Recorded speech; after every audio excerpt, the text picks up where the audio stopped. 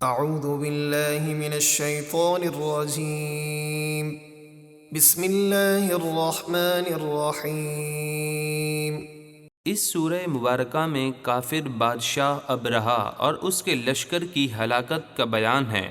ابرہہ ملک یمن اور حبشہ کا بادشاہ تھا۔ اس نے خانہ کعبہ کو گرانے کی قسم کھائی تھی۔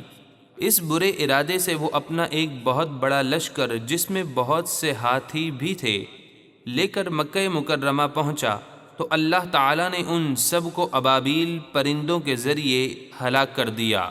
چنانچہ ارشاد باری تعالیٰ ہے، الم تر کیف فعل ربک باصحاب الفیل۔ اے حبیب، کیا آپ نے نہ دیکھا کہ آپ کے رب نے ہاتھی والوں کا کیا حال کیا؟ الم یجعل کیدہم فی تضلیل۔ کیا اللہ نے ان کا داؤ تباہی میں نہ ڈالا؟ وارسل علیہم طیرا ابابیل۔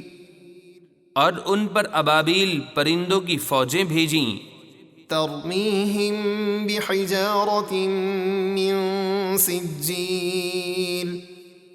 جو انہیں کنکر کے پتھروں سے مارتے تھے۔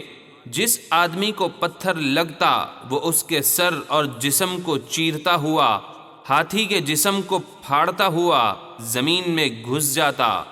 فجعلہم کعصف مأکول۔ تو اللہ نے انہیں ہلاک کر کے کھائے ہوئے بھوسے کی طرح کر ڈالا۔